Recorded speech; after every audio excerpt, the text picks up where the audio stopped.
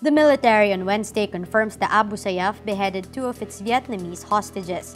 The 2 were among the 6 kidnapped crew members of MV Royal 16, a Vietnamese cargo vessel attacked by the Abu Sayyaf in Basilan last November. The decapitated bodies were found in Barangay Sumisip in Basilan by a local. The Abu Sayyaf is still holding a total of 22 hostages, including 16 foreigners. German national Jürgen Kantner was beheaded in February after the 30 million peso ransom was not met. Last year, the Abu Sayyaf beheaded 2 Canadian hostages. The National Police Commission stripped 7 governors and 132 mayors from Mindanao of their powers over local police. This means the governors and mayors will no longer have administrative control over police units in their area. The local executives allegedly engaged in acts that would harm national security or got in the way of the government's peace and order campaign, provided material support to criminal elements, had too many frequent unauthorized absences, or abused their authority.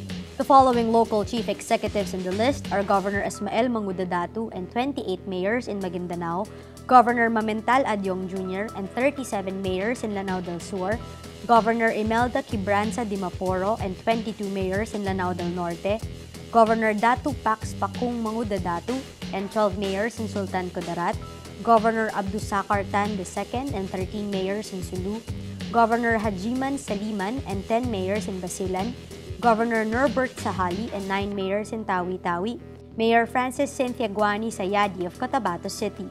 The NAPOLCOM, however, makes a couple of errors in its list. It names Lanao del Sur Vice Governor Mamintal Adyong Jr. as governor. Bejoraya Soraya Adyong is the incumbent Lanao del Sur governor. It also lists Norbert Sahali and not Rashidin Matba as Tawi-Tawi governor. Sahali lost his re-election bid in the 2016 elections. The resolution was issued June 8 but was released only on July 4, the same day the Supreme Court upheld President Rodrigo Duterte's declaration of martial law in Mindanao due to local terrorist siege of Marawi City. The Moro Islamic Liberation Front says it will implement a fatwa or Shariah ruling against radical extremism. This after the Bangsamoro Mufti or top Muslim legal expert in the region issued the fatwa amid government clashes with local terrorist groups that pledge allegiance to ISIS. MILF Chairman Al-Hajj Murad Ibrahim in a statement says, quote, "The Moro Islamic Liberation Front fully endorses and supports such edict without fear and reservation.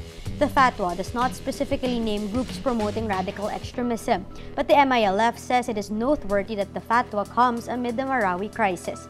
The combined forces of the Maute group and the Abu Sayyaf group on May 23 attempted to seize Marawi City to carve their own territory and establish a caliphate in the region. The Maute group operates in areas considered MILF bailiwicks and was able to recruit among MILF clans amid growing frustration over the slow progress of the peace process." Senator Manny Pacquiao on Wednesday urges the World Boxing Organization to act on a protest letter sent by the Games and Amusements Board, the Philippines' regulatory body for boxing. GAB lodged a protest before the WBO following Pacquiao's controversial loss to Jeff Horn Sunday. Pacquiao, in a statement, says he supports the protest. He says the unfair decision in officiating will tarnish the sport of boxing. Pacquiao says, quote, "I had already accepted the decision, but as a leader and at the same time fighter, I have the moral obligation to uphold sportsmanship, truth, and fairness in the eyes of the public." Pacquiao earlier slammed the decision, saying he was set up. Saudi Arabia and its Gulf allies that cut ties with Qatar hold talks in Egypt Wednesday after Doha said their demands were impossible to meet. Saudi Arabia, the United Arab Emirates, Bahrain, and Egypt accused Qatar of supporting extremism, a charge which it denies. They gave the Emirate an extra 48 hours to meet their ultimatum after an initial 10-day deadline passed Sunday. Doha handed an official response on Monday to Kuwait, which is mediating in the dispute, but its contents have not been disclosed. Saudi Arabia on Wednesday says the four had received Qatar's response. It says they would respond at the right time. In support of National Disaster Consciousness Month, Rappler will hold the first ever Hago Summit on disaster preparedness from July 7 to 8 at the Samsung Hall, SM Ora Taguig.